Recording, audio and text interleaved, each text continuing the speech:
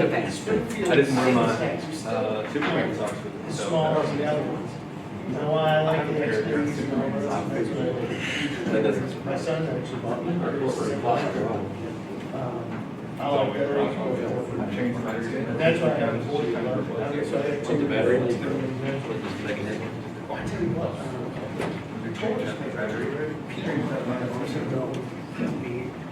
So let's call this meeting to order. Young County Commissioners Court setting a special meeting Thursday, April 14th, 2016. It's about 1:34 p.m. I make note that this meeting is posted in the manner and for the time required, and that one member of our court is absent.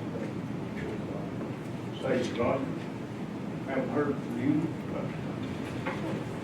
The purpose of this meeting is to discuss mental health issues that we're having in our county jails, not just in this jail, but in the whole region. And I want to say welcome to all county judges, members of other commissioners' courts, and other county representatives, Young County, for this discussion meeting. We've also invited Senator Estes, Senate District 30, Senator Perry, District 28.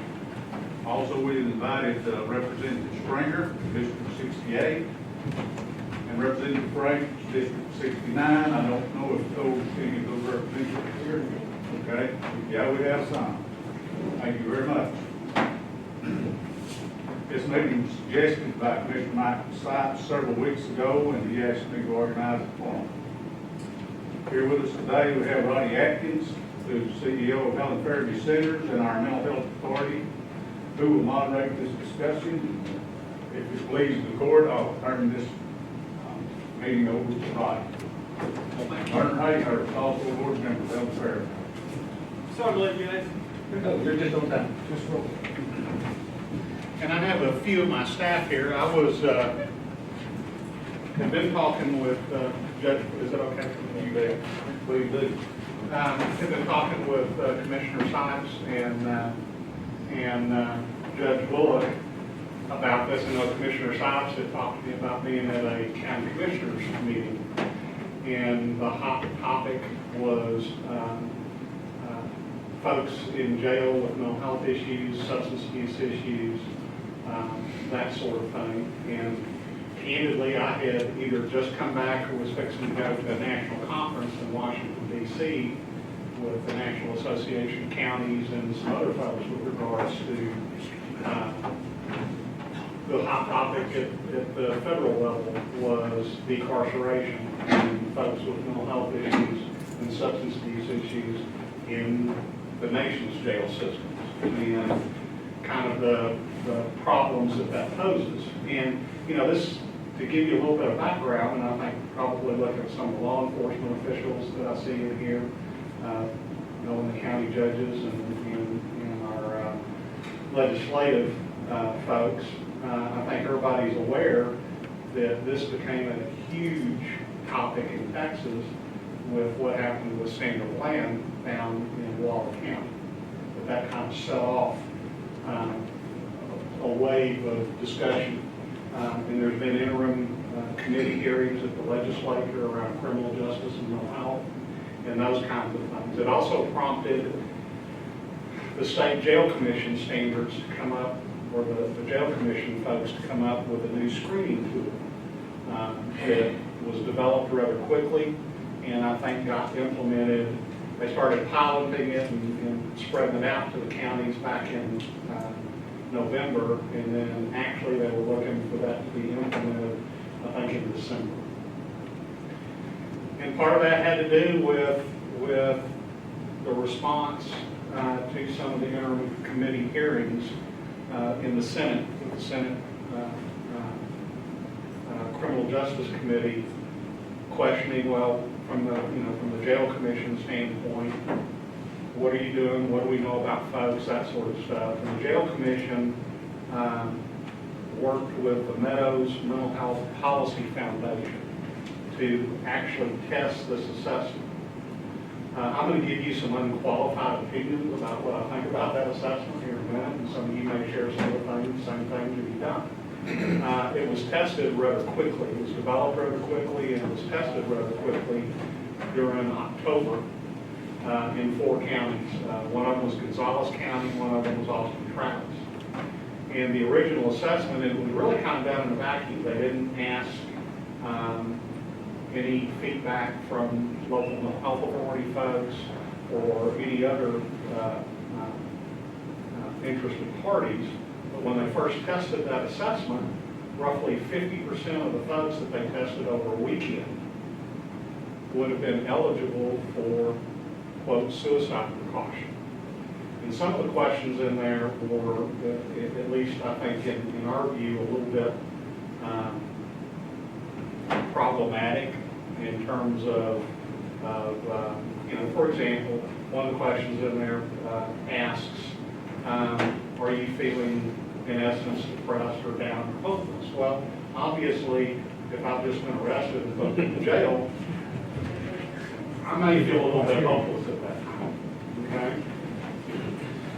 So there was some feedback given to the jail commission standards, and I was actually in a meeting among all of the other executive directors of the 39 local mental health authorities in Texas. And it was, how do we get our brain around this assessment? Because it's probably going to create some stirs, particularly for our jails, because it talks about referring to mental health, it talks about certain actions that the jail needs to take if there's a positive, and that sort of thing. And when you talk about mental health services in a jail, if you're in Harris County, that's an office next door. If you're in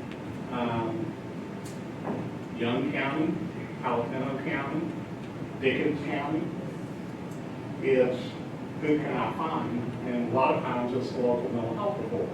So what I kind of want to describe to you before we get into the discussion is, what is the local mental health authority role? Statutorily, and I've had this battle with the state periodically, every center, every local mental health authority has a little bit different relationship with their service area in their counties. I'm sure with Pecan Valley, your relationship's probably a little bit different than it is with my 19 counties in the service area. And a lot of it's based on history, a lot of it's based on those kinds of things. But strictly from a local mental health authority standpoint, the dollars that we get appropriated are not geared towards mental health services, quote, in the jail system. It's geared for community-based services. And as a matter of fact, I had to fight with DSHS, because I'll describe what we do at Helen Therapy Centers. I had to fight with the state of Texas about doing what I do, because they were basically telling me I was using state funding inappropriately for a while. Historically, what Helen Therapy Centers has done in our service area, we've always taken the position that if somebody met the state's target mental health population definition, so that's somebody with a serious and persistent mental illness like schizophrenia, bipolar disorder, severe major depression, that sort of thing, that if they were an existing client, that we would continue to serve those folks. That if, as the jail began to see folks, if that person wanted our services or they believed they might be appropriate for our services and that person wanted to see us, we would assess them. And if they were eligible according to the state guidelines, we would actually open them up and start taking care of them. And so in our area, every day, pretty much in all of our service sites, periodically you will see a jail staff member taking an inmate to one of our service sites for services. What we are mandated to do, so we continue that. We actually can provide the medication and that sort of thing. So we continue the services. That's not necessarily jail behavioral health services per se. The thing that we are required to do is to screen someone who is in imminent danger to themselves or other in that jail because of potential mental illness. And that's to screen them potentially for hospital-based care. So that's the one thing that every local mental health authority is required to do. So what we've done over time is our attitude is, and again, it's a historic thing because it's been going on for a number of years. It's been going on as long as I've been around, which is, I'm not going to give a date. But that's sort of the process that we do. So it's not we don't deal with every behavioral health. When you think behavioral health, and anybody that gets locked up in jail for a while, there's going to be psychological issues. So when you think mental health is a broad band of issues, from folks that like to manipulate situations, to situational sorts of issues that they have, to people who actually have schizophrenia, bipolar disorder, or serious mental illness. And so what we, in trying to deal with this new screening requirement that the jails have and how to respond to that, I actually talked with Brandon Stone at the jail commission, talked about the process that we were looking at trying to implement in our service area. And number one, we're continuing to do what we said we've always done. And then basically what we've kind of tried to work with our local county jails on is as you screen somebody and they show up in maybe a positive or that sort of thing, that information gets sent to us, and then we kind of begin to triage whether there needs to be a follow-up with that individual or not. But if it's a crisis or that sort of thing, we make sure that the jails should know to call our hotline. We're going to come out, screen and assess, and go from there. And so that's sort of the process that we've set up, and the jail commission really kind of bought off on that process because in essence, it sounds kind of tacky, but you know what it says when somebody shows up as positive on the screening, it asks, what did you do? Well, we refer to mental health. Okay, well that actual sending that information to us is the referral. And then we kind of screen from there. Most of the jails in our area are really good about the TLEX checking process through the care system. I see some nodding out there, but the TLEX process, that's where anybody who's, if you're not familiar with it, anybody who's booked into jail, the jails are required based on Social Security, name, birthday, and a couple of other variables to run a check through the DPS system to see if they've ever been in the public mental health system. And some people who show up in the public mental health system, the big problem with the TLEX system is that you can have a lot of people that have touched the mental health system and are not necessarily serious and persistently mentally ill folks. So some of it's being able to ferret through the detail, which is kind of what we look at, and that's what Charlie Martin, our process director, kind of coordinates. So I think so that's kind of here at this regional basis. It may be a little bit different in terms of how things work in Palo Pinto County. I haven't really sat down and talked to Coach Beatty specifically about everything that they do. I mean, we have a close working relationship with Con Valley. But I think the issue that everybody's struggling with is how do we manage these folks in jail? What I've seen over time, candidly, and I'm not being critical of it, because I'm not sure that I don't disagree that we have populations of folks with mental health and substance abuse issues that don't stay incarcerated for too long. One of the things that stats show over time is, and I'll use this as an example, there's a lot of data that indicates, for example, and we see this particularly like, I'll give you an example in Wichita County. An individual gets picked up for nuisance misdemeanor. and they collect a number of those nuisance misdemeanors over a period of time. And they're chronically mentally ill. They cannot pay the fine because they don't have the wherewithal to pay the fine. So they ultimately have a warrant out for their arrest. They get picked up and then they do that full time to get rid of those misdemeanor warrants. So they may be in that jail 9 months, a long time. Well, we all know that somebody with that condition doesn't necessarily fare well in jail in terms of the ultimate outcome for them. It becomes much more of a challenging issue for jail staff to house that person. And so there are lots of problems with some of those scenarios.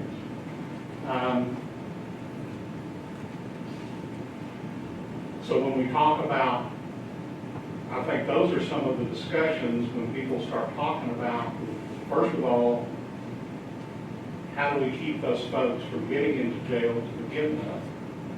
Secondarily, how do we treat someone and have appropriate precautions for those individuals and treatment for those folks that have to be in jail? And then what is the continuity of care process when that person leaves the jail so that they can continue treatment? And so one of the things that you'll see at a national level is what they call a 5-point intercept model.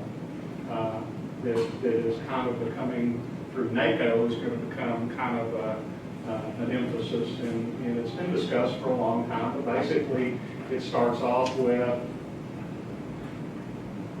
sheriff over here, apprehend someone, sheriff's deputy, apprehend someone. They make a decision at that point, do I arrest that person or do I seek mental health treatment for them, depending on what the circumstances are. So that's the first intercept point. The second intercept point is when they get into pre-booking. So when I say pre-booking, we don't have a lot of pre-booking because we don't have too many. There are a couple of places in our area where somebody is at a local jail and gets transferred to the county, but that's what we're really talking about is pre-booking. Then what happens at that first hearing? So that's another intercept model. What happens at that hearing? Then you get into what happens though if I'm a risk and I really need to be in there for a public safety reason, I need to be in jail. What is the treatment? How do we make sure that person's appropriate, their needs will be appropriately met? And then finally, it's the continuity of care when they're released. So what happens when they're released on probation or on a bond or that sort of thing? How do we assure that there's a continuation of care for that individual? So that's a real simple view of what they're calling a 5-point intercept model. I think for the most part in our region, at least what I see, and I'm not going to say we're perfect at it, I think we're actually pretty good at the first intercept point. I think most of the laws, if there's somebody in their view that really has a mental health condition, they're trying to seek something else as long as that person isn't a public safety risk. Not that we couldn't be better at it, but I think we're fairly strong there. I think one of the issues that I see is more has to do with how do we begin to get people, once they've been booked, in essence, how do we begin to get them out of jail and into services quicker where it's appropriate? And then the third, which is the hardest one, is how do you deliver jail-based mental health services? And the continuity of care piece isn't too bad for the most part because I think at a local level, it's easier for us in many respects to execute. You know, if I'm living, you know, we all kind of know each other, you know, the local folks all kind of know each other, so it's not too hard to say, okay, so-and-so's leaving today, we need to follow up with them and that sort of thing. We don't have some of the issues that some of the bigger metropolitan areas have where folks don't know each other too well. So I think the biggest gaps to a degree, and not that we couldn't do better on the continuity of care, but for me the issues, the overriding issues are how do we get folks out of that setting faster? And then secondarily, those that have to remain in the jail for an extended period of time, how do we assure that there's appropriate treatment and precautions? And that's a hard issue. Okay? You know, I will tell you, I could probably spend half of my community-based budget just on providing jail mental health services. And so that's an issue that we're gonna have to, in my view, have to figure out as a state. Because again, how do you do that in Dickens County as opposed to Harris County? And how do you assure, how do we train our jail staff, you know, on a lot of these issues that are out there? You know, how can we help them be better about, in essence, assessing risk and that sort of thing? And so I think there are a lot of factors out there from a public policy standpoint, from a criminal justice standpoint, that we're going to have to consider. I think the risk is it only takes, you know, what we see is it only takes one bad thing to happen, and then you've got a world of issues out there. And I don't think there's anybody that I've ever encountered in the number of years that I've been doing this, whether it's law enforcement, jail staff member, or anybody that wants to see a bad outcome or something. That's just not the mindset. So that's kind of my overview of kind of where things are. And I think I'm glad to see our, you know, good chunk of our legislative delegation, because this is going to be a legislative issue in the next session. There's absolutely no doubt in my mind. I also think that we have to work with our legislative delegation to be realistic about what we can do with the given resources that we have. And sometimes we get, and you guys please excuse me, but I've said this to a bunch of folks.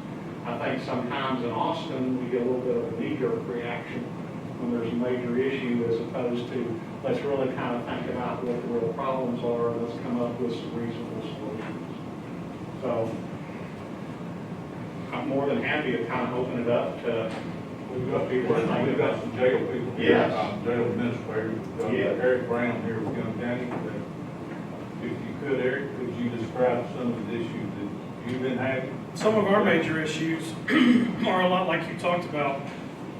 It's easy for us to maybe get rid of the misdemeanors because our county government will work with us and help us out on that. But where we've ran into issues with and had real problems are people that have been charged with numerous felonies, violent felonies, to where we can't just let that person out, or we can't give them time served, to where, and they do have mental problems because they've either tried to hurt someone else, or we've had an issue with one inmate in particular, very serious.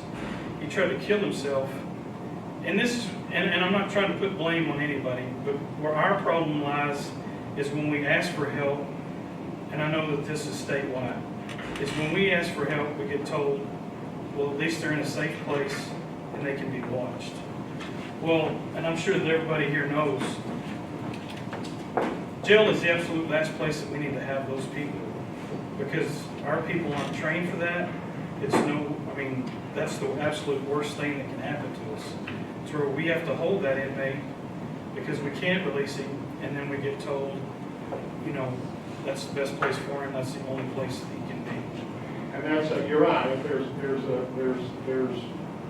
there's some major issues, because depending on, you know, for example, number one, you can't force treatment on somebody who refuses us. So when we go in there a lot of times where folks will refuse to see us or don't want the service. But then secondarily, depending on the charges, getting them admitted on a civil commitment to a hospital is not going to happen, because you have to kind of pull back on the charges while that person is in treatment. And so a lot of times that depends on district attorney's office and that sort of thing. And you're right, that's a huge problem. And then you have the other issue that's there is, and the system's seen this, is that we've seen probably, and I'll date myself, but going back to the early 90s, if you took a look at the number of state hospital beds that we had, back in 1990. There were roughly probably close to 3,500 beds. Over time,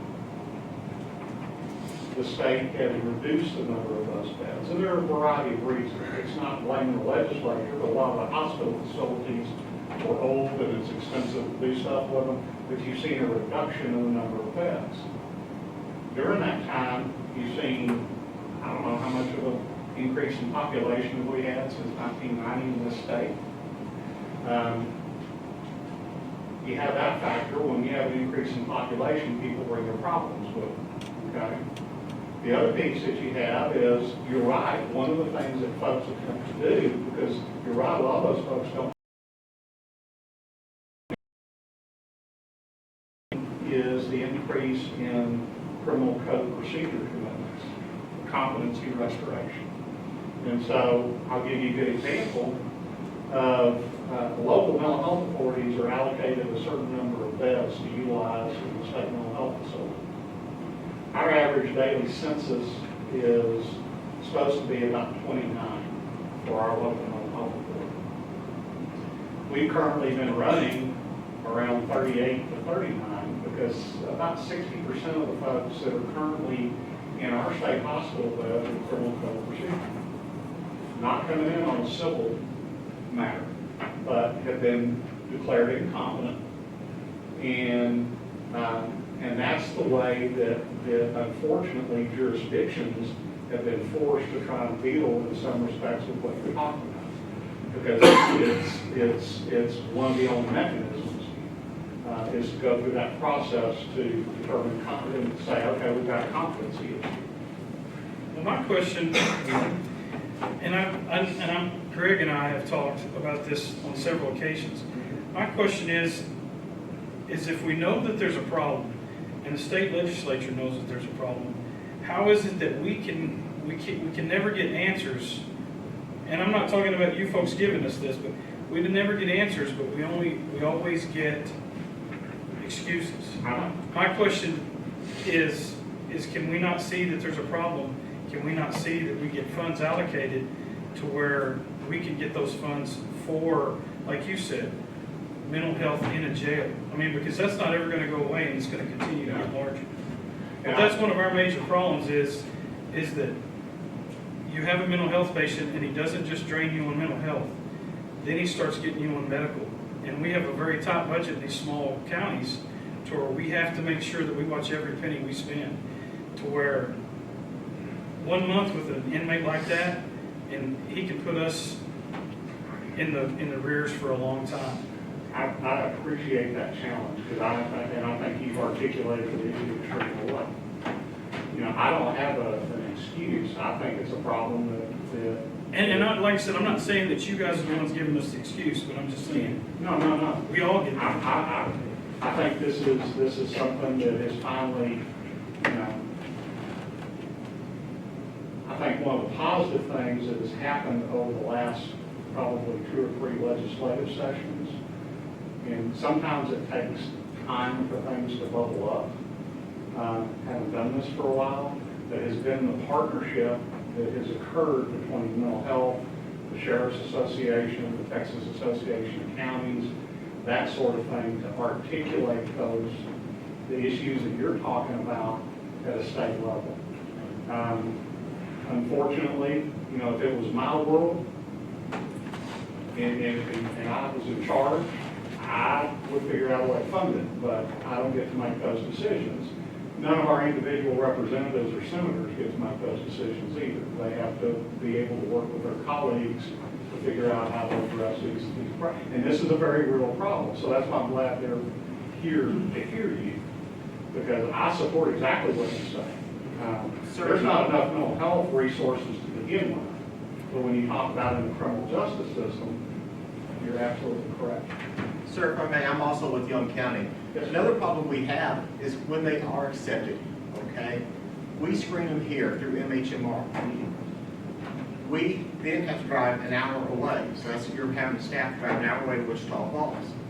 But now we're waiting on a screening at the, whether it's Red River or the state hospital, for another screening there, which may take up another 2 hours or 3 hours. and then we have an hour, so I'm losing a jailer or a deputy I got you. for 4, 6, 8 hours just to have one process done. Is there any way we can get a streamlined deal where if the MHMR is screened here, do we have to wait on a screening there at the hospital too? And then they may or may not. And they may or may not take it, then we end up right back where we started Let me from. kind of tell you how that works, just so you understand. From the state hospital perspective, the physician at the state hospital is the one that has to ultimately determine admission. So we can recommend admission. We could not recommend admission, okay? And it's up to that physician ultimately to make that determination. Now, I will tell you that I've got some collaborative effort, and I'm not going to promise it's happening like in the next few weeks, but Judge Bullock and a few of our other county judges were in for and believe me, your judges defend the heck out of you, okay? But when we had our meeting, we had our sponsoring agencies meeting, remember that in the summertime, one of the issues that came up came up from Judge Davis in Haskell, Judge Bullock was there, Judge Davenport from Jacksboro, a number of those, was that whole issue about how long it takes when I have to transport an hour. If you're Haskell County, you may be transporting 2 hours, and then waiting, and then what happens if they don't get admitted. So one of the things that the superintendent and I have proposed, and we've got it approved through the Department of State Health Services, is that we're going to develop potentially a process where, we do a ton of telehealth and telemedicine for our sites. And they're going to do a pilot with us to do hospital determinations being able to connect with our sites. So what could potentially happen in Young County as opposed to having to drive to Wichita Falls to get that final determination by the physician at the hospital, you could occur at our center, which would at least save some time.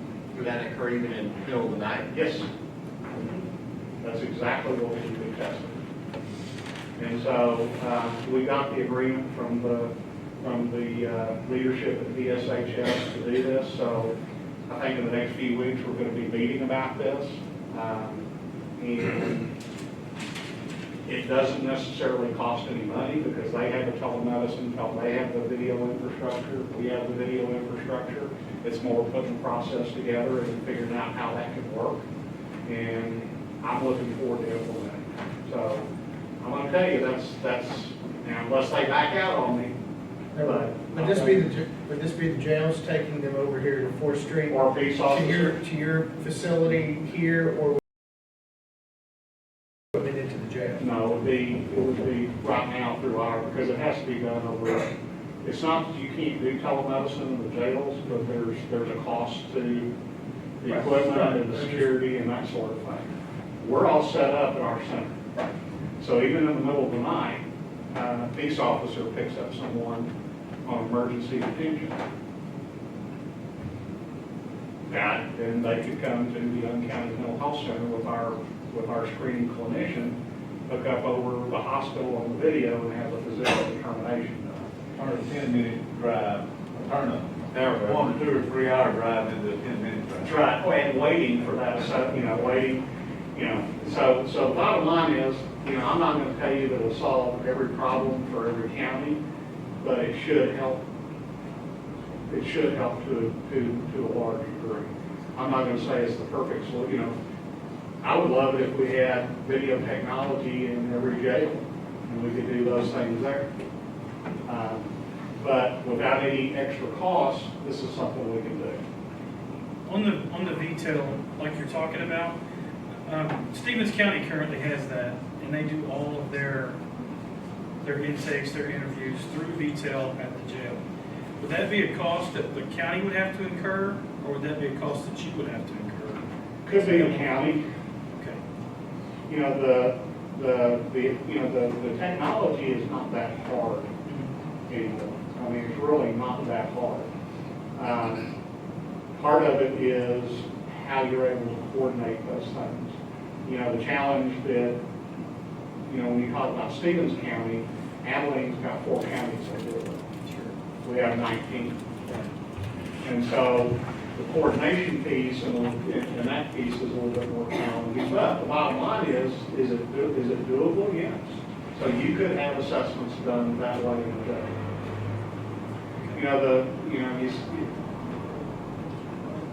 The other piece is that, yes, you can do mental health services in the jail and you can bring doctors in over video. But the problem is that you have such a shortage of those providers across the state. You know, I struggle to keep the staff just doing what we're doing. And then, so if you have to go out and contract for it, it becomes pretty cost prohibitive. But the bottom line is, yes, there are things that can be done differently. I'm not going to tell you that there can't. The little thing that we're doing isn't going to, it just is a change of process and procedure. So it really doesn't cost any more. And it's just two entities saying, let's figure out how we can make it better. So sometimes you can make things better just by figuring out how to work better. Ronnie, help me understand, I apologize, I'm trying to get a little bit of time for here. But has this come up in prior legislative issues from a funding standpoint where maybe appropriations or Whitmer in the Senate has said that's the responsibility of the counties, they need to pay for it, the state shouldn't be funding mental health at the county hospital or at the county jail? What you have is, and I think Judge Bullock and a couple of other judges will confirm what I'm saying.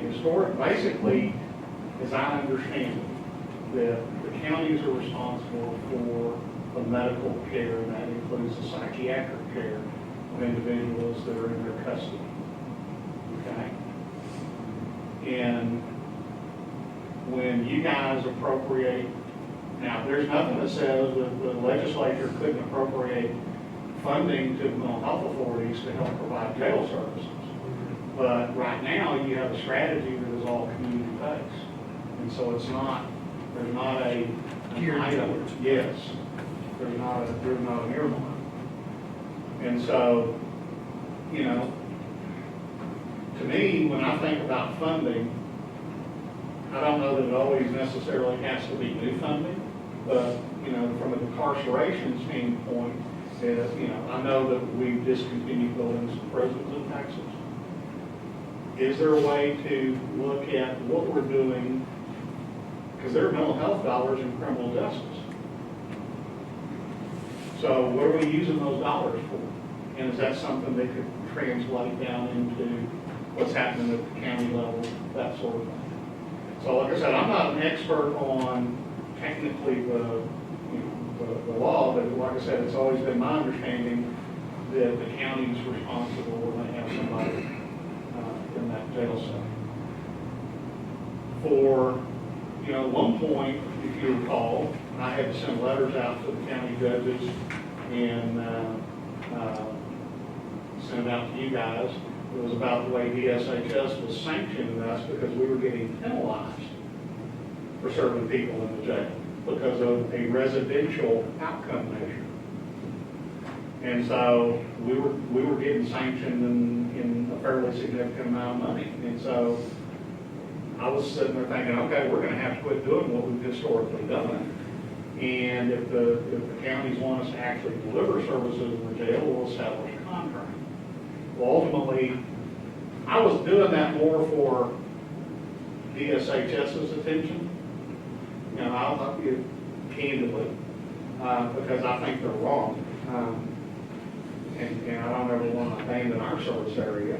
But ultimately, they kind of backed off on all that stuff. And so what I'm going to tell you is that I think you're going to have to look at how, the legislature is going to have to look at how it can potentially help in funding this issue. So whether that means it's all through the local mental health authorities, again, when you look at Houston, you know, they have a built-in mental health system in their jail. I mean, they actually have, And that was gonna be my next, is it's not a one-size-fits-all it's state. not a one-size-fits-all. Most people don't realize what sits in this room, because we are the small, unique one, even though we're bigger in numbers from counties, we're not 70% of the population that live in those 5 counties. In some jails, some of the smaller jails struggle to even provide physical health care. No, Stonewall. I mean, they do. And We got a so, budget amendment Monday for 10 grand for physical health for one of our inmates. much less being able to do, you know, even in Wichita County, they struggle with this, even with the size of Wichita County, in terms of how much it's costing them to either run physical health care themselves or contract it out. Much less trying to figure out, because we've had these same discussions about mental health issues in Wichita County too. And so I think from my perspective, I think the legislature kind of needs to look at, particularly in rural areas, candidly. You know, it's not that you can always give me more work, I'm not actually always looking for it, I'm actually looking to serve, but I think when you talk about the smaller areas, the local areas rely on the local mental health authorities for more, because there's not the other providers out there. And so, if you say, okay, well, you know, what would concern me is it would have to be an influx of dollars in that direction to focus on jail services. It can't be robbing Peter to pay Paul. Roddy, If you get what I'm saying. Roddy, you said earlier in your remarks that you could spend half of your community-based services. If you wanted me to provide full jail mental health services to every county, which means increasing staff, increasing psychiatry time, being able to almost have a visible presence for the most part in the jail, you could well spend. So that's telling me that you don't have enough money now, and you're going to determine where to spend it, and how to spend it, and And that there's needs going untouched. well, when I say that, I think for the most part, we're hitting our community-based needs. Now, I haven't gotten any new, the new funding that Helen Fairview Centers has received over the last 6 sessions has been funding related to crisis services. I haven't gotten any new ongoing care dollars, okay? So when I say ongoing care dollars, those are those day-to-day things where we're paying counselors and psychiatrists and folks like that to take care of people on a day-to-day basis. What we've gotten is new crisis funding. So when you talk about our relationship with Red River Hospital, we're buying indigent beds there now, or the new substance abuse beds that we have.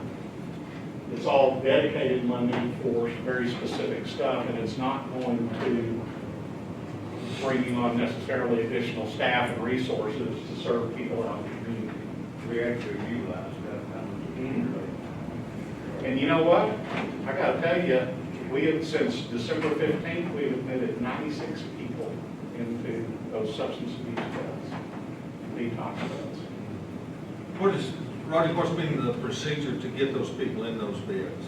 It's working through our substance abuse services, Marcy Thomas. And they're not involuntary beds now, Randy. Excuse me? They're not involuntary beds. There's really no such thing as involuntary substance abuse treatment.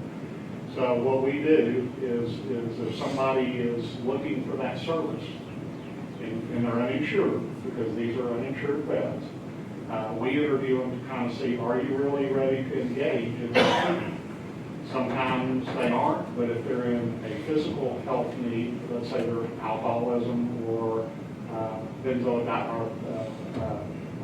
opiates, which are the most dangerous drugs to detox off of, we'll at least get them into detox, even if they won't necessarily want to be in a treatment program, but at least that's a start.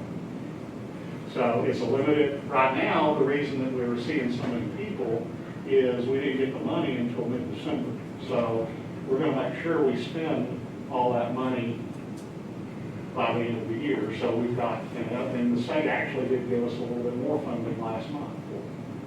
So bottom line is, Bottom line is that it's a good resource. It's not it doesn't answer every need, but it's a resource we haven't had here in about 20 years in our area. Greg, have you got something you want to put into this? I do. If I may, first of all, Mr. Sykes, I don't know what inspired you to put this meeting together, but I commend you for it. Thank you, sir. This is something that needs to be talked about in our local communities. This isn't a law enforcement problem. No. This is a community problem. However, law enforcement can run of this deal, where we have to deal with the mentally challenged, mental health issues that we encounter every day. And to those of you within the state legislature, understand, this is not just here. This is absolute epidemic across the state and across the United States. I would safely say that 70% of people in our jail have some form of diagnosable mental illness. Now, you made a comment a while ago about better training. I'm here to tell everybody in this room, there is absolutely adequate training for jailers. However, we train jailers for suicide prevention, detection, all the time. That is drilled into their heads. You talked about the new forms that have been implemented. They're there. We are required to fill out these forms every time somebody wants it. And then every day, we send a list. We refer them to our local mental health authority. Not once since I've been doing that, have I seen our local mental health authority pick somebody out of that list that we refer and see if they can follow up. But we do that to cover our liability. Because if something happens to some of these people and we haven't sent their name in, guess who's going to be hung? We will. Okay. I and our local mental health authority, which is Pecan Valley, we go toe to toe on a regular basis. Because I don't think we get the services we need to get. Some of it's not their fault, some of it is. The first thing that we need as law enforcement is we need emergency beds. Emergency beds for people that are in crisis mode. And you go out there and you're dealing with these people in the field, and there's nowhere to take them. They don't have insurance, so you can't take them to a private hospital. But as a peace officer, I get emergency commitment to take them to a private hospital. By law, they can't refuse them, but I brought them off, 2 days later, they're kicked out. What good have we done? We need some beds where we can take these people and get them some treatment and get them started back. And then the follow-up continuity of care with our local mental health authorities where they can be continued to be watched and monitored and stay on their medications. That's usually the big thing is our medications. You know, they get off of it and there's nobody to help them with this deal. You mentioned y'all do an in-jail. If you have somebody that are referred to you, that you will come in and deal with them in jail, ours won't. Now, however, if they're suicidal or homicidal, usually suicidal, they will come in. If they attempt suicide in our jails, they will come in, do a referral. But they're not going to treat them because now they have charges on them. What are we going to do? They could at least provide the medications that they've been provided. Most of these people are compliance anyway. You know, this is one of those things that we could go on and on and on with different points about, and there's so much to discuss, so many things to consider with all this. But I want everybody to understand that, I'm sorry, but it boils down to the bottom line of money. We got to have the money to provide these services. We're going to spend the money somewhere. Where are we going to spend it? And are we going to do it good at reasonable people in the service? Thank you. Can there not be when we're building jails and prisons, all these counties now have huge jails. Why can't we build a facility for mental health for law enforcement that's strictly dedicated to these needs? And have it a regional facility where multiple counties can send their people, where you got staff that's trained, I know that's spending money, but there's gotta be a solution to this problem. We're trying to free Put them in that jail and let them hang themselves, you're gonna, I mean, the liability, we've already had one tried twice in our jail the last month, and the staff is caught him. And, you know, MHMR gets called out, well, there's not a bed available, or his charges. And we're trying to work right now, we've freed up 77 beds in Vernon, by moving the youth out of that facility to another facility. I was shocked to hear just a couple weeks ago that they haven't funded, the department hadn't funded the money to bring those the ones we freed, up to be able to take adults in. We're trying to get that resolved before we come back in next legislative session. I mean, those are the ones where you're trying to get them, obviously, competent enough to stand trial. Sounds like a lot of those would fall under that. That doesn't deal with the Wichita Falls ones, which is just you getting somebody committed. From there, you know, it is definitely a learning experience. I mean, I'm not gonna make excuses. I mean, we do everything we can. James, Frank, and I do, you know, as new guys coming in. You know, we know we've put a lot more funding into mental health in the last 2 sessions than it's been before. But I don't think either one of, well, I know neither one of us would say we've done enough. It's getting more and more of these type of meetings to be able to discuss it, to be able to understand it, working with the other committees that are supposed to be hearing these and getting these addressed to make sure we're doing the right things when it comes time for appropriations. That's why I'd asked the question from the county perspective, was just to try to, you know, understand the history. Is it one of those where the state says, look, that's not a problem, that's the locals. If you guys have that problem, y'all need to raise your taxes and be able to tell people that's what it's for? Or is it because we slashed it, you know, in the 82nd session, and we've never come back and backfilled it? And that's where I was trying to understand. Roddy's been there enough, he knows that some of those. I don't think it has anything, well, the 82nd session wasn't helpful. We're not doing anything, so we're doing a lot of stuff still. Yeah, because, the 82nd session where there were huge cuts to mental health just exacerbated the problem. Because the idea, you know, if you actually have access to treatment, hopefully many of those folks don't get in to begin with. And one of the things that's key is what killed Texas. And I go back a long time, I'll date myself, since 1979. One of the things that has killed Texas has been some poor decisions about substance abuse services in this state. And the fact that I go back to a time where we had actually rapid access substance abuse services at North Texas State Hospital. And in all of our clinics, including here in Young County, all of our folks were not only mental health folks, but licensed chemical defense agents. And when you talk about that mixture of mental health and substance abuse together, because I will guarantee you that the bulk of the folks that you're talking about are double trouble. And the fact that there has been such a, you know, and the legislature has come around. So I'm not blaming this, I go back when it was a whole different legislature that made these cuts to substance abuse services. Because from a public standpoint, the state of Texas really only matches the federal block grant funds that come down for substance abuse treatment. Yeah, but, and you made the comment, it helps us when all the organizations come together, when it's TAC, when it's the Helen Farabee, whether it's the Sheriff's Association, the County Judges Association, you know, whether it's the Jailers, you know, Association from that standpoint, that we start hearing it from more than one, to where we don't think we just have one squeaky wheel that's just a complainer. It really does help us. And so, Sharon Metabali, raise your hand. Sharon's with my staff now. She's at Jacksboro. She'll be here for the rest of it. But this isn't, we're not going to solve it all here today. It's good we're airing these.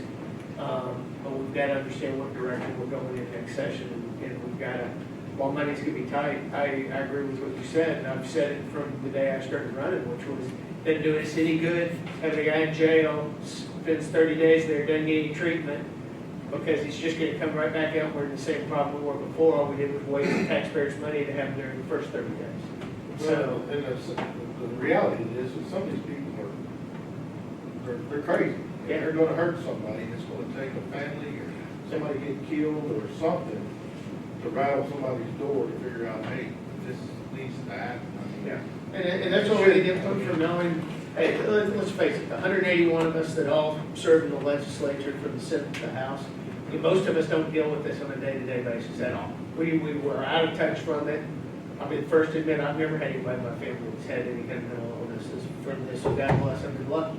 But, you know, we don't see some of those things, we don't run into those, and so it's not something we may be as up to speed on as property taxes and any of those other things that we all talk about. We see those things, so we do need these kind of meetings, we do need to discuss, and we need to keep going through them. So, And it really is. with that, I apologize, I do have to run, so. And I will Thanks, guys. say. Appreciate it. Thanks, Drew.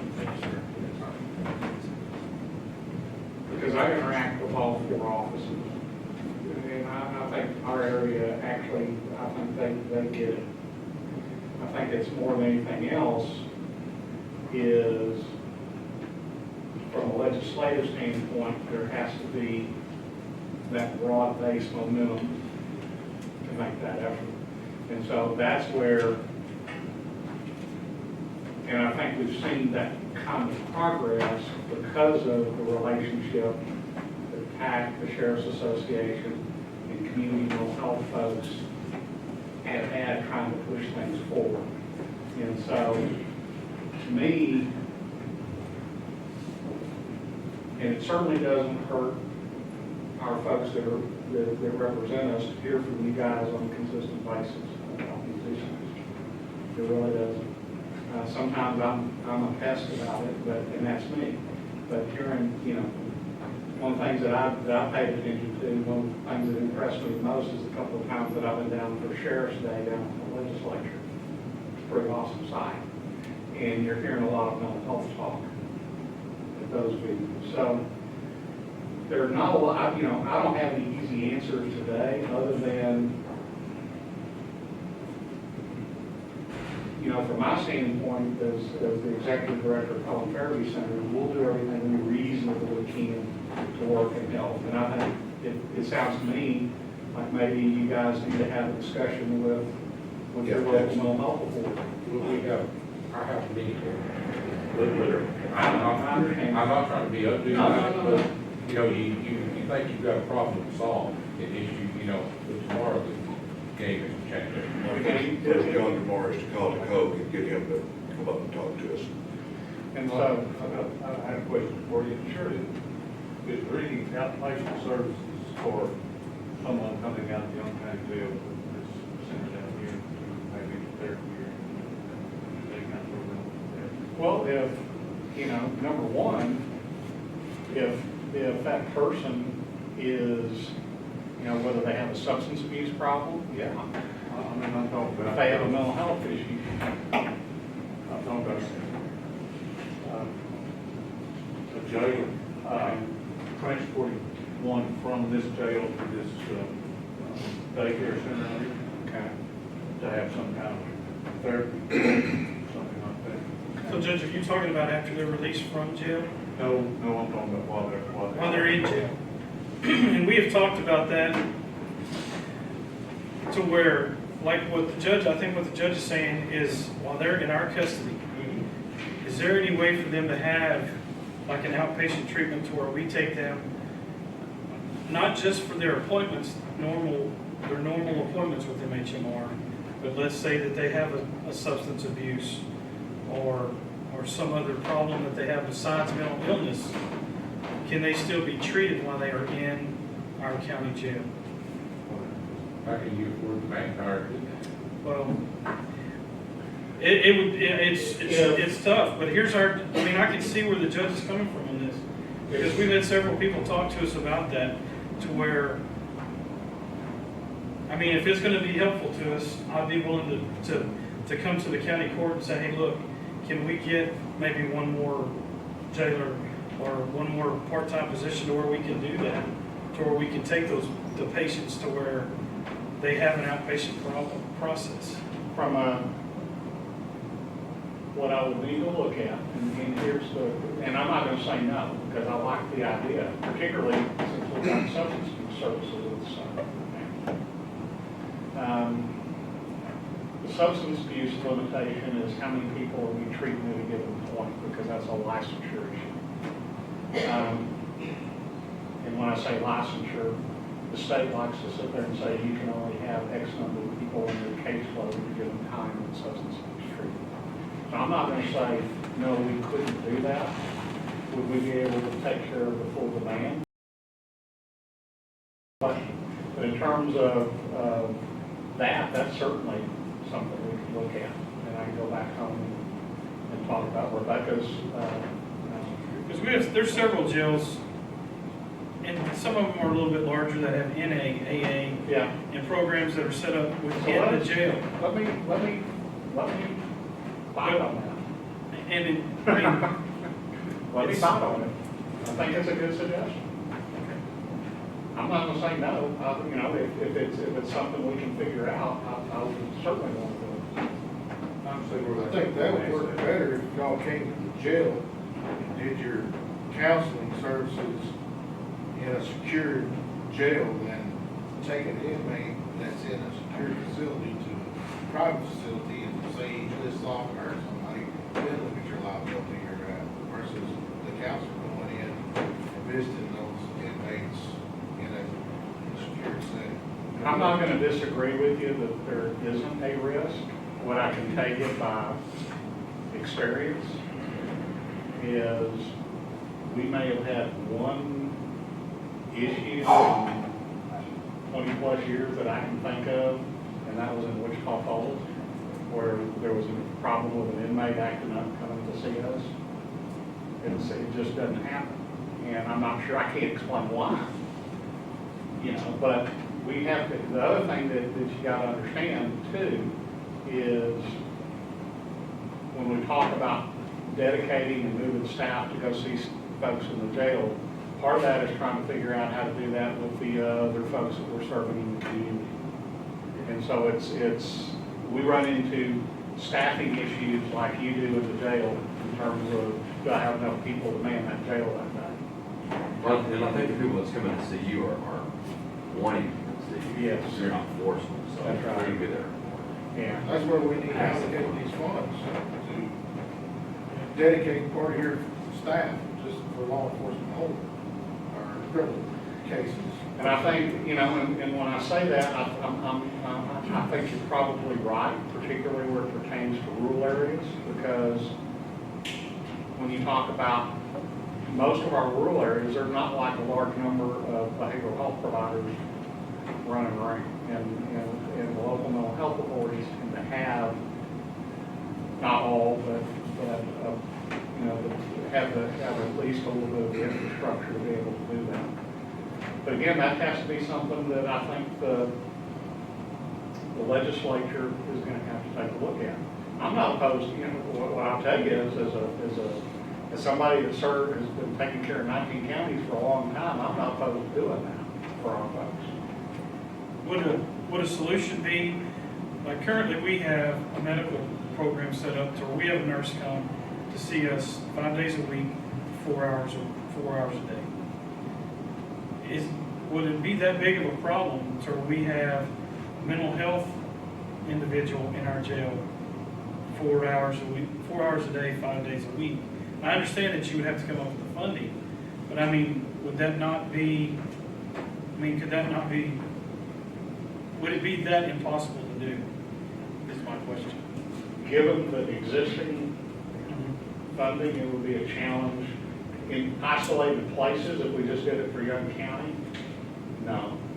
But if I was doing it for Wichita County, if I was doing it for Archer County, if I was doing it for, yes, I'm gonna have to, and candidly, even with one county at a time, we would have to figure out a way to pay for it.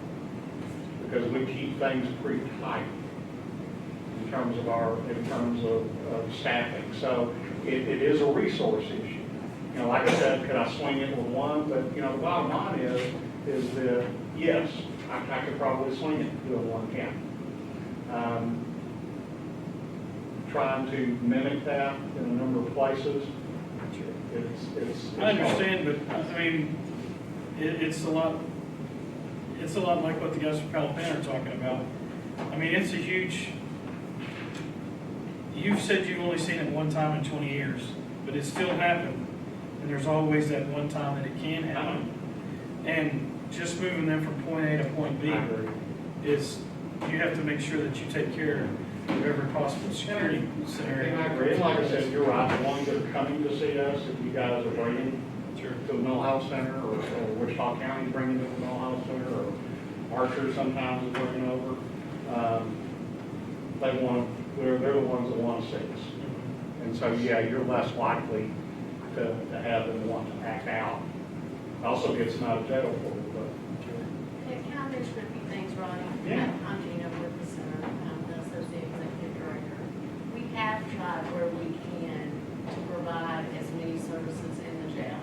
We have the clinicians coming out on people that are requesting our services to do initial pre-screenings, because we don't have a licensed clinician like in here in Young County, and those have to be done tele-video with the licensed clinicians. So we have people going out to the jail, they do a pre-screening to kind of, I don't like to use this word, but weed out those people that they already know are not going to be eligible for Sure. services, so that saves you a trip, okay? So we're already doing those sorts of things. I've encouraged all my center managers where they can, for the folks that are then activated in active routine services with us, to try to then, as we're scheduling appointments, to try to stack up appointments, like if they have a doctor, a nurse, and a caseworker, try to get them all kind of scheduled together, so it's one trip, and you guys aren't making more than one trip, and having to stagger those around. Right. So if we haven't accomplished that yet, Rebecca and I will work on that, and we can try to work that out, but. Oh, and I'm not complaining No, about I'm the not job gonna you lie, but I guys just are kind of doing. want to make sure that y'all understand that we do try to think it through to make it easier on our jail staff, because we know, first of all, we don't want you guys out on the road and not doing the stuff that you're supposed to be doing and just transporting for us. So we're trying to make things easier. The last thing I wanted to say was just to go back to the substance abuse issue. There have been a couple referrals actually to our substance abuse counselors to do an assessment to see if a couple of our folks in jail were qualified for those services.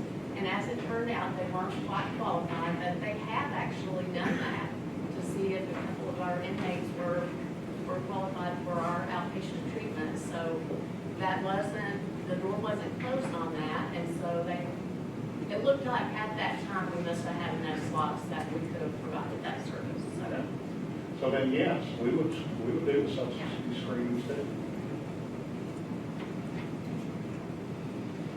I'd much rather say yes than no.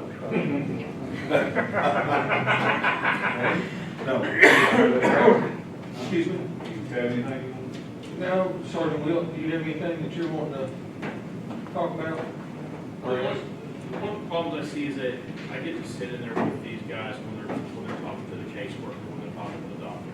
And these guys know exactly what keyword to throw out there. They can't sleep at night, their minds won't shut down, and they get into services. And I was talking, I guess it was Vanessa the other day down on Broad Street, and I asked her, so what do you think the percentage is of people that we bring in to services through the jail?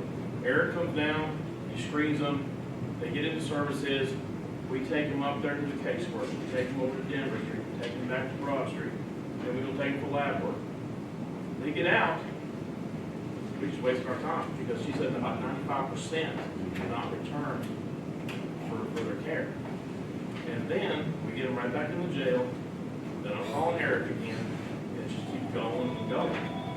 So I don't know if there's a way to, keep them in care or keep tabs on them. I don't have the manpower, I know y'all don't have the manpower, but it's so repetitive.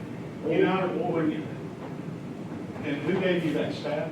Oh, well, Vanessa, it was just ballparking. I figured We it did was. a look for the state of Texas for the month, and we haven't looked since then, but let's say we looked at May of 2015, April or May of 2015. And we had, and this was when I was battling that outcome measure issue.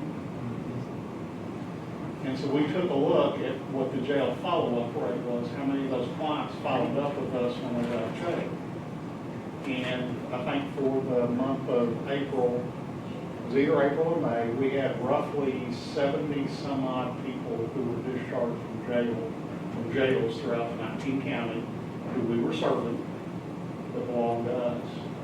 Out of that, 10 did not show up for any follow-up appointments. Out of that 10, 5 were state jail transfers, so they could not show up for their appointments because they were being transferred to state jail. So they are staying with the. Some are, but I'm gonna tell you, we all know that we have high flyers, and I'll use that term, high flyer. Those folks that we have them in our service system. They come in and out of our service system, they'll engage for a couple of months, leave, go to jail. You guys have them, we take care of them. They engage back with us for a couple of months, and it's those folks that are the hardest ones to try and do something with. But in general, and we can go back and look at some more data, but that was just a snapshot because that question got asked to me about the state. What does your follow-up, what does that follow-up rate look like? Because I was making the point that it was important for us to continue to sort of do at least minimally what we were doing in the jails. And so that's what the stats look like then. Now, I haven't looked at that since, but you've just given me something that I'll be asking about. Doesn't mean they stay forever, but at least they made a follow-up visit with us once they left. And I know that during their initial assessment, when I first came to see the caseworker, they explained to them all the outpatient stuff that's available to them. So it's there for them to follow up. This is thinking way out of the box, but most times they get released, they're either put on mandatory probation or something, and I'm saying way out of the box. But when your guys upstairs with our probation officer, make the judgment, they go see the mental health person, they check in for probation. Well, and I think those are things that can be coordinated best. One of the most successful, one of the more successful programs that we have is and I would love to see it, hoping my legislative folks will listen, but one of the best programs that has super outcomes, in my mind, that worked really well for a number of years. We have a couple of specialized probation programs, one in Wichita County and one through Jack and Wise, through that judicial district. And it's a special needs offenders program. And these are felony probationers with serious and persistent mental illness. And the idea is it's the Texas Commission on Offenders with medical and mental impairments. Charlie's got it down. It's rather long. It's rather long. But what it's designed to do is that you have a specialized probation officer that's paired up with a mental health professional. And our mental health professional actually works in the probation department. Their caseload is limited to about 30 people. They're typically felony offenders with serious mental health issues. And the idea is to help them not reoffend and get off probation successfully. But once again, that takes funding, correct? Yes, but I will tell you, the recidivism rate in that program is actually very low. So If counseling could be a part of mandatory supervision, that would. there's nothing that And it prevents. don't matter what. There's nothing that prevents Or not. there's nothing that prevents there's nothing that prevents the judiciary from mandating if somebody's going to be under some sort of supervision or parole and they have a mental health need or a substance abuse need. We get a lot of that in our substance abuse treatment program. We don't get very much of it in our mental health. Yeah, that's a pretty easy fix, from a judicial standpoint. And that helps. Occasionally we get the court-ordered outpatient services for mental health. The problem with those is that there's not a good way to enforce that court-ordered outpatient because if the person doesn't comply, the alternative is to say, okay, we're going to turn that into a temporary commitment and send them to the state hospital. But usually at that point in time, they don't meet the criteria. So there's some problems with that potential piece. But when you're talking about having the teeth of probation and supervision is helpful. Some of the stuff that we're doing particularly with parolees and the case management function that we're doing now with parolees coming out with special needs, it actually works pretty well. So you're right, if you put the dollars and you structure it appropriately, there's some things that actually work pretty well. That's going to come into play with our prosecutors and the deal-making process. Do you have anything to say, Mr. Barron, as our county prosecutor? I do. I think that it's nice to say we add probation, or nice to say that they're going to have to do these certain things, but the real question comes down to, what was pointed out earlier, is where are they going to go? Who's going to pay for those services?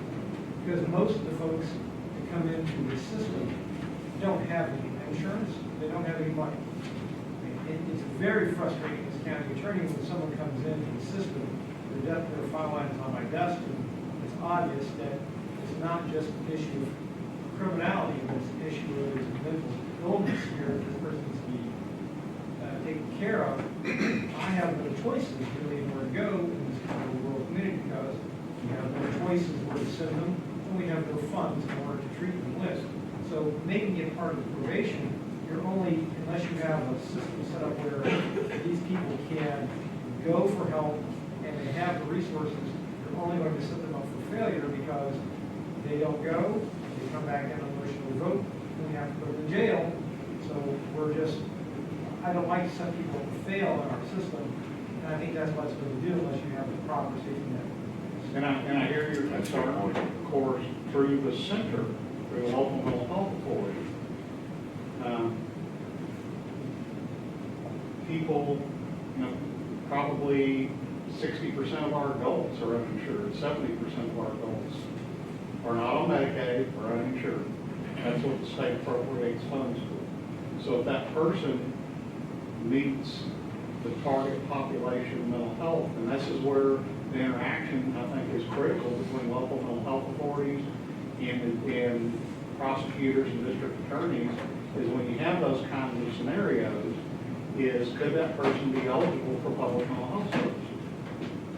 Because then you could do that, because we don't deny services because of the ability to pay. And that's part of the funding. So if you have folks with serious major depression, bipolar disorder, schizophrenia, schizoaffective who are committing, who need to be on probation and need treatment, they ought to be coming our way.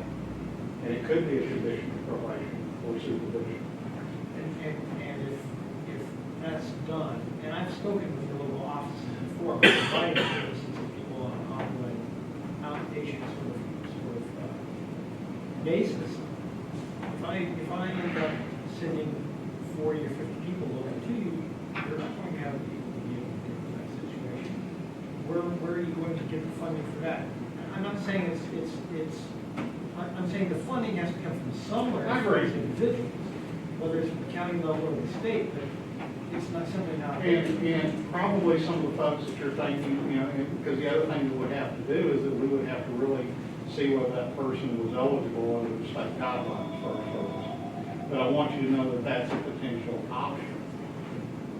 And so I think having those discussions and figuring out, how we could manage some of those things. Likelihood is some of those folks have touched our door before.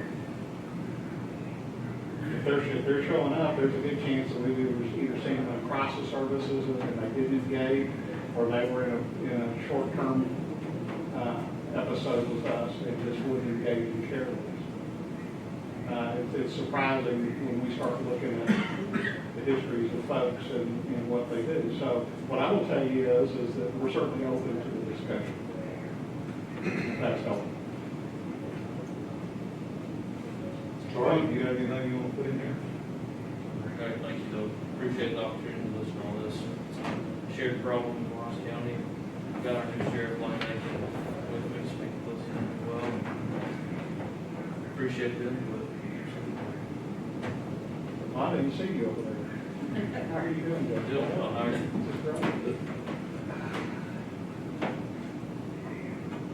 So are we doing okay in Wise County? No? Oh, look at that, all right, okay. If I, You can always speak up. just from my perspective, today is my 1 month anniversary as being sheriff of Wise County. And so I recognize that we're looking at some problems. But I had 31 years in law enforcement before I became the sheriff. And long, long ago, I go back as far as you do, if not further, when we would have an issue where someone had taken themselves hostage, threatening suicide. We'd negotiate with those folks, we'd take them to Wichita Falls, we'd see them for several days, and probably never see them again. Somehow the problem was taken care of, there was a place for those people to go. But now we have that same situation. It's a shame, but actually we're a little better off when there are actual hostages, because we can keep them in jail at that point. But if they've taken themselves hostage, then we try to send them for screening, and we may actually take them there and leave and say, hey, come back and get them. And then we're putting them back in the same situation. We try to get the family to remove all the weapons from the house. And what frightens me so much is that forever we've seen these people walking the streets of Dallas and Fort Worth, and they're absolute hazardous folks who can really put people in danger. And now I'm seeing a few of those folks walking the streets of Decatur and Wise County because we don't have any place to put them. We can't hold them in jail because there aren't charges sufficient enough. And in fact, we've got one indicator that I'm so concerned that one of these days he'll twist off and there'll be people who are hurt because of it. And I know this is probably something that came up maybe in the 90s or so when this first went into place. And it's really frustrating, but even more so, it saddens me to see these folks who we can't get help to them. Well, and you're right, and if you've been around as long as I have, you know that over time, I go back to a time when I first worked at North Texas, or what is now the Wichita Falls State Hospital campus. When I first worked there, the census was probably about 550 people, which compared to what it was years and years ago, was a lot. And today that size is 277. And so what you've seen, in many respects, what's happening is that long-term, years and years ago, you would see some people staying in on civil commitments for much longer term. But with, unfortunately, some changes in the way things are interpreted, and good-hearted folks want to make sure that people's civil rights are not violated, and that you aren't unnecessarily restricting and holding folks. You begin to see much more of less of a long-term emphasis and much more on the civil piece, a short-term emphasis on services. So it's pretty much right now, once that person, as well as I do, that psychiatric stabilization doesn't necessarily mean functionally they may be ready to come home. But the bottom line is the hospitals are under the gun because of the pressure on the system to get people in. That once that person's psychiatrically stable, they're going to release them back out of the community, unless that's a criminal code procedure. And so even at the Wichita Falls campus, everybody thinks criminal code procedure is just burning with a maximum security unit. 61% of my beds at Wichita Falls State Hospital are criminal code procedure, because that's where the nonviolent criminal code procedure folks go, or to the regular state hospital. And so you have two issues. You have always pressure on the hospital because there is a demand on them. There's absolutely no question about it. The other thing is candidly, when deinstitutionalization began in a real heavy-duty fashion to shrink the size of the state hospitals and serve more people in the community, dollars didn't follow to do that. And so we're kind of living 30 to 40 years worth of problems and issues that kind of hit us so. And so that's, so as you saw hospitals shrink, and as you saw the lack of adequacy of community resources, and then all of a sudden, because folks are having problems, whether it's in the Harris County Jail, Dallas County Jail, Young County Jail, and you've got people with very serious problems who committed serious crimes, now they need competency restoration. It means that people staying on a civil commitment stay much shorter than they used to. And so I fully get what you're saying. I really do. Other than looking at how we can better spend or bring in additional resources to try to address this problem is the key piece of that in my mind. Well, I'm not a trained professional, but I think everybody in this room knows that if you put a person in a hospital for 2 days, that there's no possible way that they could even be close to need to be released. And that's what we're seeing, and like the sheriff said, you put them in there, and exactly, you see them in jail, you may take the weekend off, and by the time Monday, you come back to work, they're back in your jail. That's what I have a problem with, is that and I say we, but these folks are getting cut loose at an alarming rate to where we're beating ourselves over the head with commitment because they're not going to keep them. I mean, what's the purpose of everybody wasting their time if they're not going to get the treatment that they need? I'm not gonna argue with you about that. I mean, It's just frustrating. What I can tell you is that occasionally, what we see, because we do the pre-screenings and the continuity of care with the state hospital, is, there are times that we disagree with someone going into the state hospital because we've known the person long enough and we think that we've encountered them enough to know that they're actually playing a game. But the hospital goes ahead and admits them. And they're not necessarily serious with I think what you're talking about right now is how the hospital stands is their assessment, continuing assessment, once they admit that individual, is there justification based on whether that person's imminently dangerous enough to themselves or with others to justify that temporary commitment process.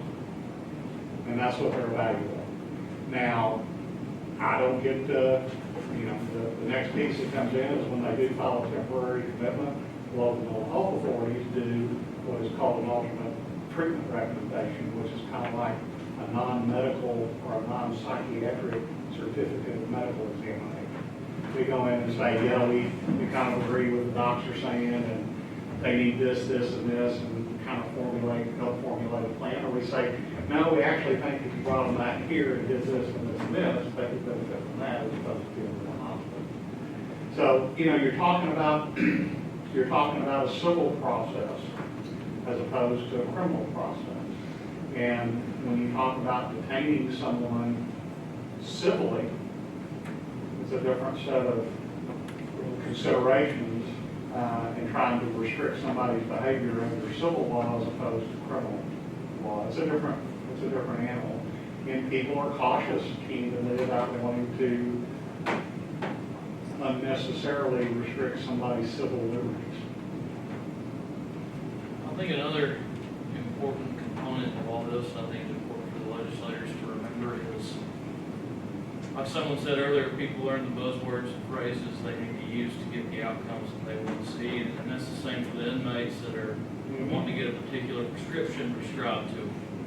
And they learn the phrases they need to use, the words they need to say to get the pills that they want, and whether they need them or not. And then we're creating a whole other issue and spending a lot of money on that process.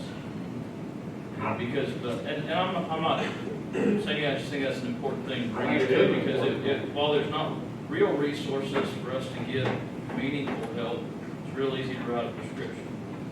And then we're creating a whole other set of problems maybe didn't exist before. And there's a term, you know, you have folks that are seriously and persistently mentally ill. You have folks that are seriously and persistently mentally ill, who are criminals. And just because you're mentally ill doesn't mean you can't be a criminal. I mean, a mentally ill person can be a jerk. You know, you know, mental illness, if you've got mental illness, it doesn't care what your personality structure is. You know, so you can be a lot of things. So you have people with mental illness, you have people with who aren't criminal, they're just more nuisance and disturbance, and they create a public issue that way. Then you actually have the individuals who are mentally ill who are criminal. You have folks with substance abuse and mental health issues who end up doing some criminally related things, but probably not that high risk. Then you have the folks who have what I call criminogenic behavior. And those are the folks that like to play the games and manipulate and stir things up and will sometimes even act out to get into the hospital. The psychiatric term for that is called lingering, where you have some, you know, if I'm antisocial enough, you know, I can say the right words, say the right thing, say I'm suicidal, and I'm using that as a manipulation to get into another setting. We have those also on the other end of that, if they know how to work that system. And that's the, you know, you're dealing with a complicated set of things. So I agree with you on that piece. Not everybody needs medication. Sometimes, you know, when you think, candidly, when I think about how you would deliver mental health services in the jail, it's more of the interventions that you do to keep the population kind of settled more, and not necessarily from a medication standpoint, but some of the cognitive interventions and counseling and kind of group things you could do in a jail setting that might help make some of the behaviors diminish a little bit. So you're right, not everybody needs to be on the pill. I agree with you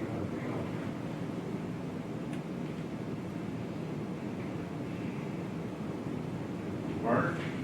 I got nothing, you guys outrank me in all this stuff. I was sitting here, and I don't know if I should say this or not, but I'm 62 years old, and when I was 10 years old, everybody had a little house, and this is in Louisiana, everybody from Louisiana, don't get upset.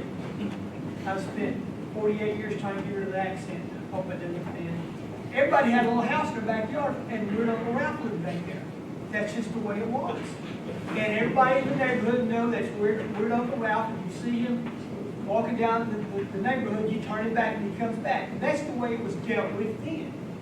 I don't like to talk about the ACLU, but I work in mental health, and I saw what happened when you had patients who you can put to work in the cafeteria, give them something to do, and then when the decisions came along that you can't make them do anything, then the recovery dropped.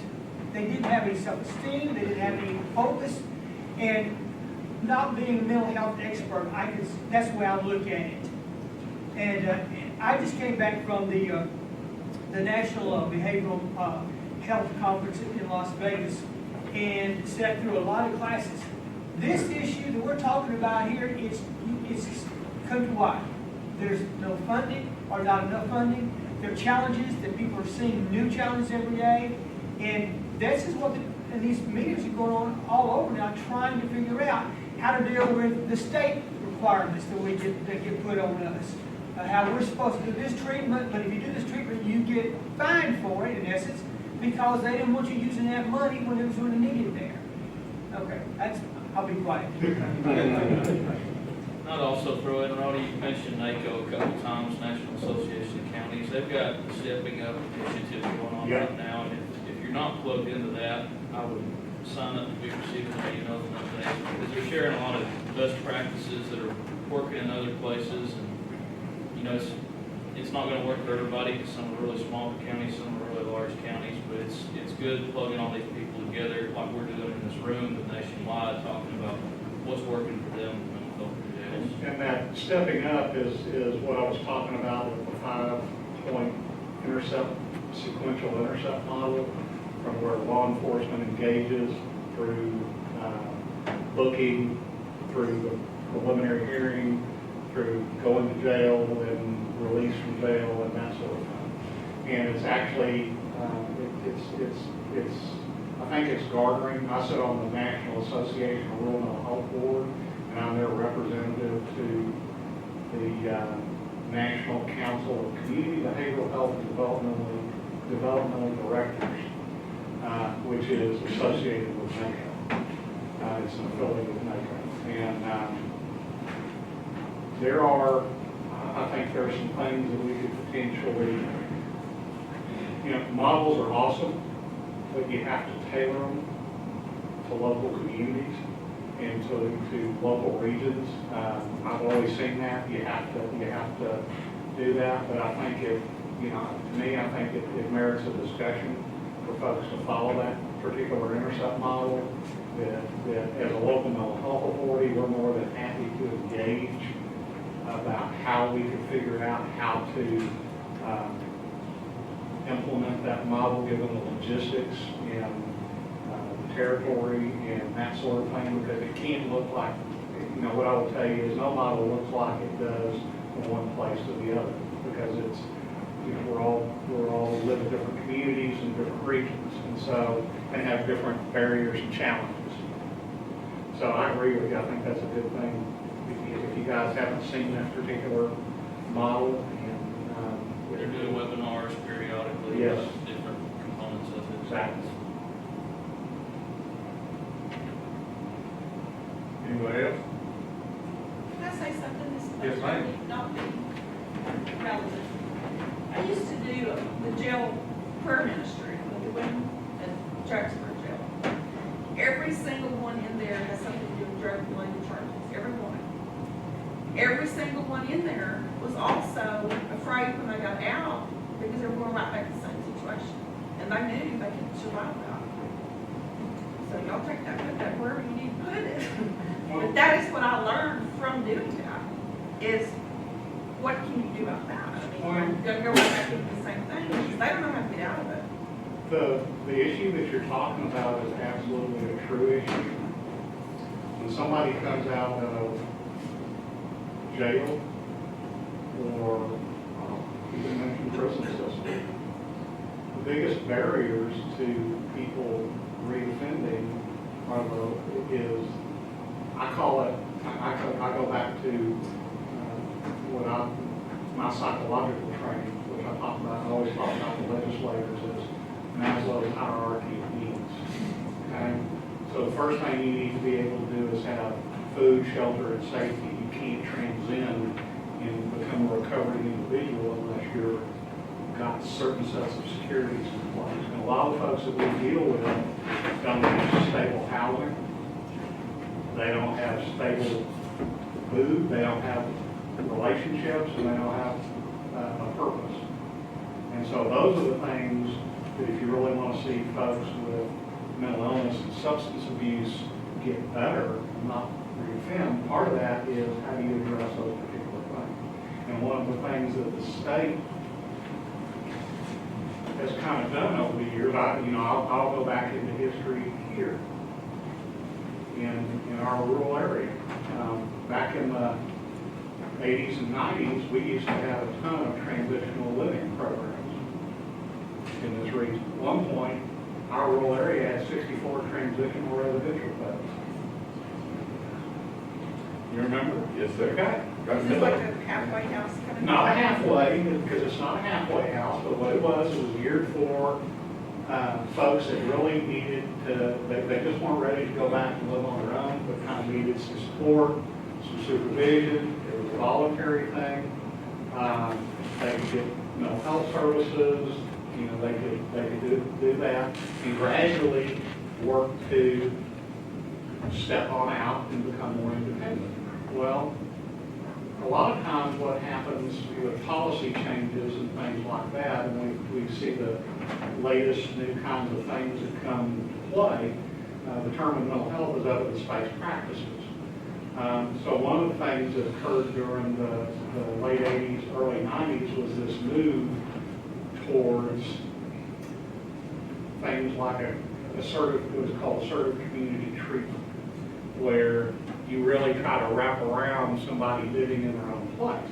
Well, candidly, if you've been incarcerated for a while, or you've been in a state hospital for a long time, you're not used to living on your own. Even if somebody is coming by for 2 or 3 hours a day, living by yourself is not something that you're used to. And so instead of getting money for programs like that, it was basically, you got to take your existing funding and make it happen. Well, what ended up happening is that was at the sacrifice of some of the transitional residential kind of that occurred. And so what I will tell you is I think, when we talk about how you keep people out, and how do you help them recover, whether it's from mental illness or substance abuse or that sort of thing, a lot of it has to do, the level of recovery has to do with how stable their housing is and how stable some other of those components like food, shelter, safety, that we try to find them a purpose in terms of a job or something to do. It's like one of my friends who's an attorney used to say it was, I need a place to live, something to eat, and a date on Saturday night. And I'll be just fine. Because candidly, the folks that we're talking about, really, when you work with them over an extended period of time, they want the same things that all of us want. They just don't know how to get there because of all the barriers and issues that they have. So it's a there's not a silver bullet to anything that we talk about because it's a multifaceted problem. Unfortunately, right now, it is hitting our criminal justice system extremely hard. And I think we've got to figure out ways to reduce that and turn the corner and move a little bit different direction. And, I'm glad to see this group of folks here personally myself. I may not serve your county, but bottom line is, I'm happy to pull this together in Commissioner Sykes.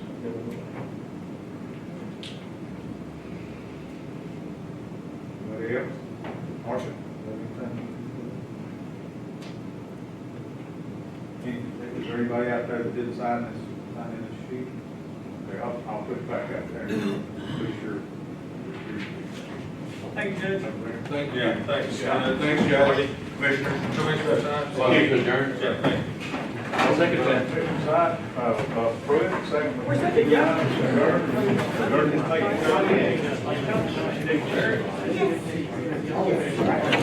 Thank you so much. Good to see you. No.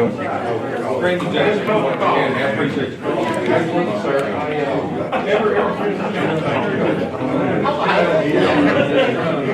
Stop. See what's in stock. Thanks, man. Wait for it.